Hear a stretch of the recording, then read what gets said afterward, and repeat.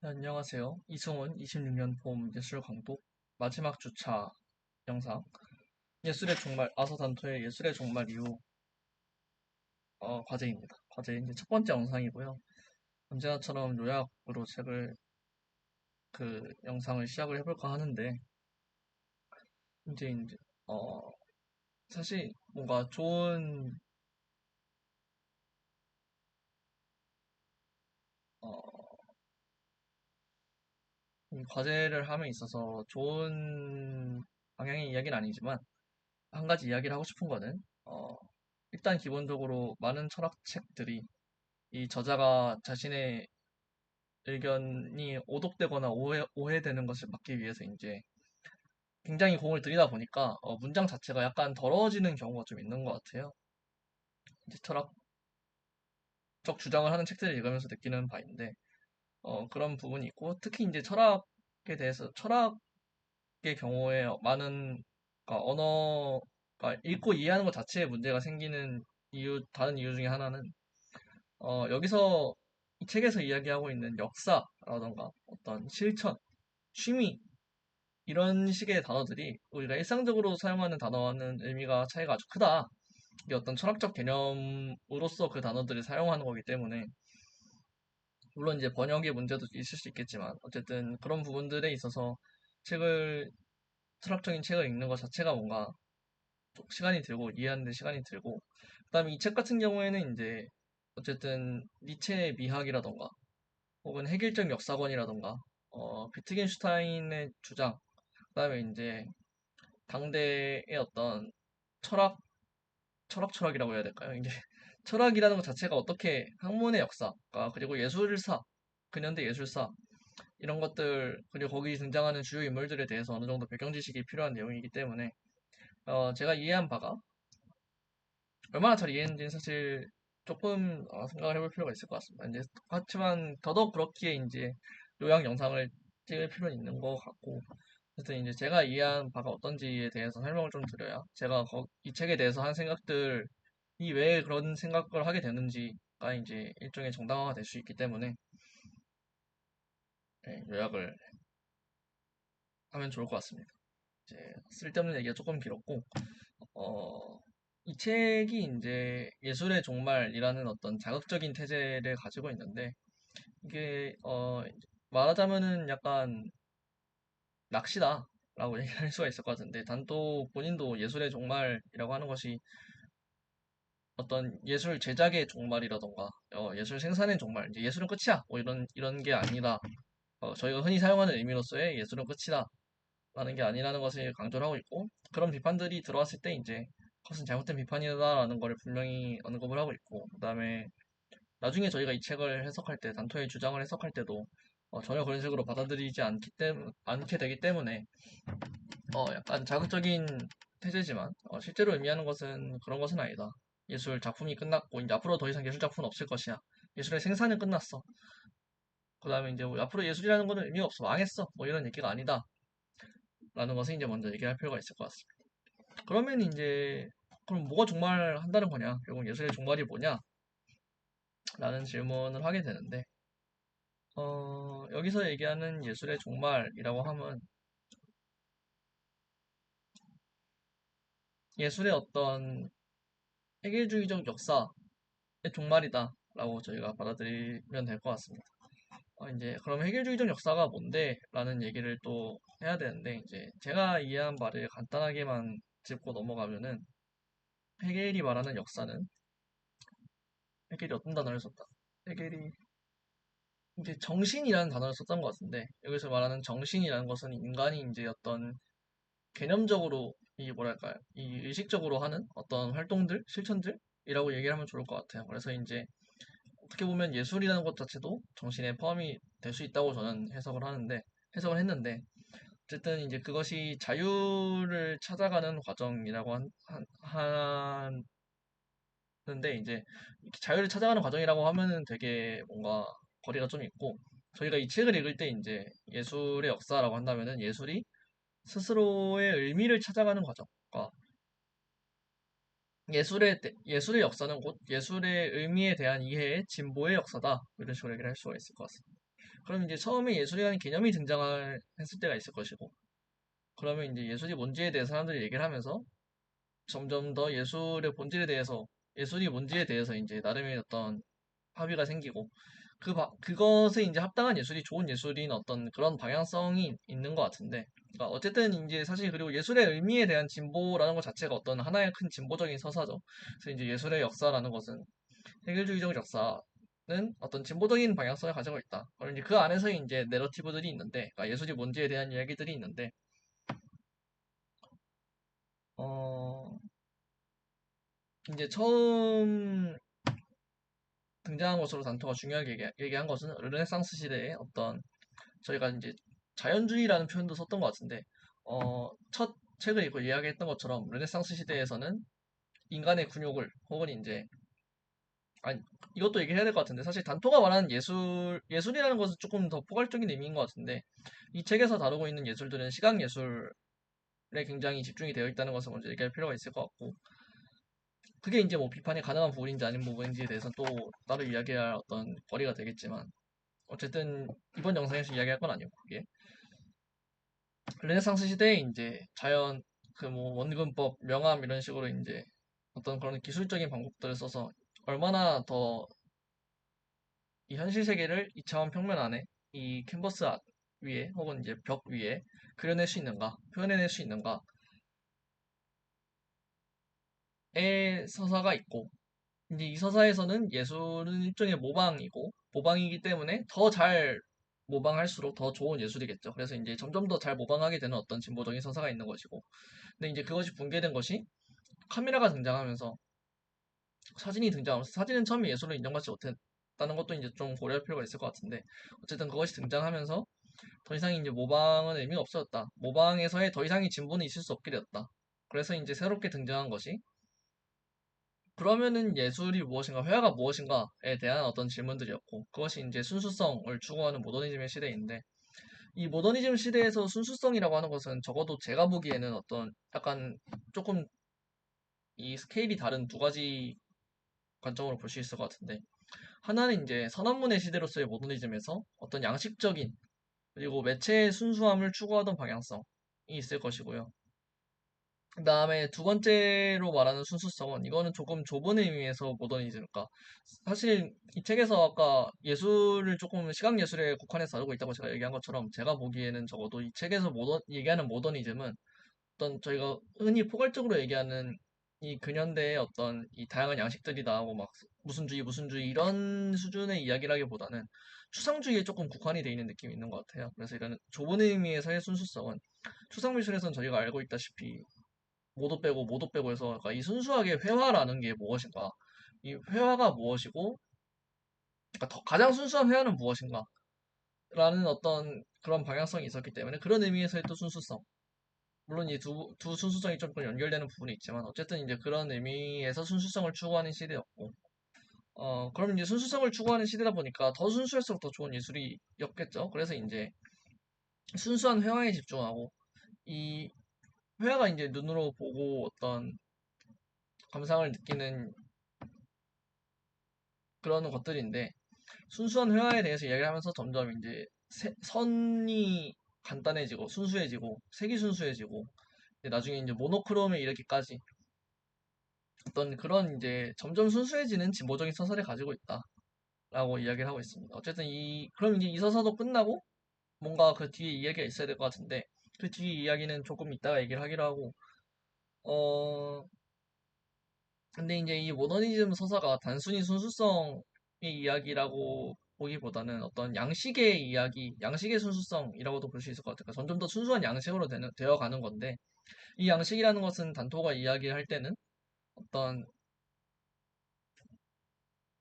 감각적으로, 그러니까 양식이라는 게 약간 이 감각적으로 인식이 되는 어떤 것이라고 합의가 되고 있는 것 같거든요. 그러니까 이제 저희가 눈으로 봤을 때, 아, 이거는 비잔티움 양식이야. 이거는 뭐, 고딕 양식이야. 이런 걸 이제 이야기를 할 수 있는 것처럼, 어, 점점 더 순수한 양식이 되어간다는 것은 이 눈으로 봤을 때 더 순수해져 가는 것이다. 라고 이야기를 하고 있고, 그 다음에 이제, 그린버그라는 사람이 등장을 하는데, 이제, 이 모더니즘 시대에 서사를 단토가 그린버그 내러티브 뭐 이런 식으로 얘기를 하고 있는데, 그린버그라는 사람이 굉장히 중요하게 생각한 것 중에 하나가, 이것도 사실 이게 이것이 그 진짜 모더니즘 서사의 순수성, 모더니즘 서사의 어떤 전체적인 방향이랑 연관이 있는지는 또 논의해볼 필요가 있다고 생각하는데, 어쨌든 그린버그가 굉장히 중요하게 생각했던 게 이 감각적 경험으로서 얻게 되는 예술의 좋고 나쁨에 대한 평가라고 해야 될까? 그러니까 이제 어떤 이야기가 나오냐면은 눈을 감고 있다가 빨리 이제 작품 가져와봐 이제 준비됐어 하면 딱 떠서 본 다음에 이제 그것이 좋고 나쁘고를 비평을 했다는 이야기가 나오는데, 이 감각적인 어떤 경험에 굉장히 의존을 하고 있는 방식이죠. 그래서 이제 어쨌든 예술을 이제 받아들이는 방식이 감각적인 방식이었기 때문에 모더니즘 서사에서 감각적 경험이 굉장히 중요하다라고 생각을 할 수 있을 것 같아요. 그래서 여기까지 얘기한 후에 이제 저희가 이 서사가 왜 종말이 되었는가에 대해서 이야기를 할 수가 있는데, 단토가 굉장히 중요하게 생각하고 있는 전환점은 팝아트의 등장이다. 그 다음에 이제 특히 브릴로 상자, 오홀의 브릴로 상자를 굉장히 자신의 일생에 있어서도, 그리고 그걸 바탕으로 한 자신의 어떤 철학적인 생각에 있어서도 굉장히 중요한 전환점으로 이야기를 하고 있는데, 어, 브릴로 상자를 봤을 때 우리가 이것이 어떤 그러니까 앤디 오홀의 브릴로 상자랑 진짜 그냥 상품으로서 브릴로 상자를 봤을 때 우리가 이걸 감각적으로 구분하기가 불가능하다라고 단토는 이야기를 하고 있고, 물론 이것도 이제 조금 뭐 논의를 해볼 필요는 있을 것 같아요. 진짜로 구분이 불가능한 것인가에 대해서 이야기를 해볼 필요는 있을 것 같지만, 그거는 이제 이번 영상에서 할 이야기는 아니고, 어쨌든 구분이 불가능해지면서 그럼 이제 어떤 그 순수성의 방향, 제가 생각하기에는 이제 어떤 순수성의 추구에 있어서도 결국 예술이 무엇인가에 대한 이야기를 하면서 이제 더 순수한 예술, 진짜 딱 예술 그 자체의 예술을 향한 어떤 서사가 있을 때, 여기서 우리가 선도 빼고 색도 빼고 모도 빼고 하다 보니까 이게 양식도 빠지고 결국 예술가들까지도 어떤, 그러니까 실제 이 예술 창작 활동까지도 이제 제거가 될 수 있는 것이 아닌가 미술에서, 그런 생각을 이제 모더니즘에서 하게 되었다고 하고 있거든요. 그게 이 책에서 언급이 된 부분은 아니지만 그런 관점에 있어서 어 결국 예술이 됨에 있어서 어떤 뭐 모방이 필요한 것도 아니고 이제 순수하게 가는 방향에도, 사실 이 단토는 부정하긴 했지만 이 많은 사람들이 생각하기를 모노크롬이 됨으로 인해서 이제 사실 그러니까 예를 들어서 뭐 빨간색을 사용한다고 했을 때 결국 거기 크기의 차이가 있거나 혹은 이제 뭐가 있거나 하고 해도 어쨌든 한계가 있다. 이 소재의 한계가 있다라는 생각을 사람들이 해서 그런 해석을 사람들이 했었고 단토는 부정하고 있지만, 그래서 이런 총괄적인 맥락에서 더 이상 이 예술이 이쪽 방향으로 진보해 나갈 수 없다. 혹은 이제 단토가 이야기하는 것처럼 이 감각이 무의미해질 순간 모더니즘 서사는 더 이상 그 추동력을 얻을 수가 없다. 무엇이든 예술이 될 수 있는 시대가 되었기 때문에 그 무엇 역설적으로 이제 예술의 시대는 끝났다라고, 예술의 역사는 끝났다라고 단토는 이야기하고 있는 것 같습니다. 물론 여기서 말하는 무엇이든 이라는 게 진짜 아무거나 다 된다는 이야기는 아니긴 하거든요. 이것에 대해서도 또 이야기할 필요가 있을 것 같은데, 조금 나중에 이것도 다음 영상에서 얘기를 하기로 하고, 어쨌든 이제 이 조금 얘기가 자꾸 다른 방향으로 샜는데 정리를 해서 딱 이야기를 하자면은 어, 단토는 이전까지 예술이라는 개념이 등장하면서 시작된 예술의 역사가, 자신의 예술이라는 개념에 대한 이해의 진보의 역사가 모더니즘 아니지 르네상스 시대, 그다음 이제 모더니즘 시대 이렇게 쭉 지나오면서 어떤 여기서는 어떤 진보적인 서사를 가지고 있었고, 이 총괄적으로 봤을 때도 어쨌든 이해의 진보기 때문에 어떤 진보적인 서사, 예술이 스스로에 대해서 탐구하는 어떤 서사를 가지고 있었는데, 그것이 이제 브릴로 상자 불로 상자라는 어떤 전환점을 맞으면서 붕괴되고, 그러니까 이거는 근데 약간 사후적인 해석이라는 것도 좀 감안할 필요는 있을 것 같아요. 이 역사가 진행된 후에 이제 진행된 후인데 이제 또 완전 바깥에서는 아니고 그 시대에 있던 어떤 사람으로서 단토가 예술의 종말을 일종의 예견을 하는 거기 때문에, 그러니까 현재 일어나고 있는 일이지만 이 미래에서 봤을 때 이렇게 보일 것이다라고 예견을 하고 있는 거죠. 그게 이제 어떤 역사의 특징이라고 단토가 얘기를 하고 있는데, 봤을 때 이제 예술의 어떤 진보적인 서사는 끝났고 이제 다원적인 예술, 그러니까 뭐든지 예술이 될 수 있고 이전에는 이제 순수성을 추구하고 하면서 방향성에서 벗어나니까 이 르네상스 시대에 이제 어떤 모방을 잘하는 게 아닌 걸 들고 와서 이게 예술이라고 하면은 부정받았을 것이고 혹은 이제 최소한 비난받았을 것이고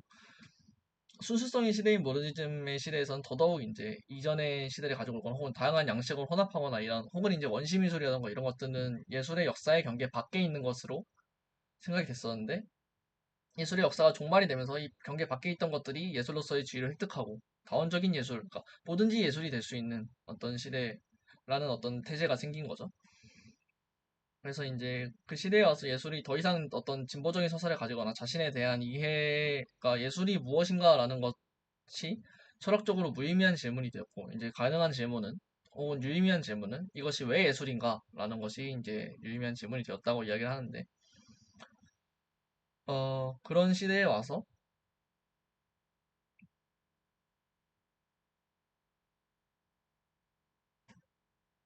그런 시대에 와서 이제 아까 말했듯이 그 예술이 스스로에 대해서가 모더니즘을 보면 예술에 대한 예술이라고 할 수 있는데 예술을 하면서 이제 예술이 무엇인지에 대해서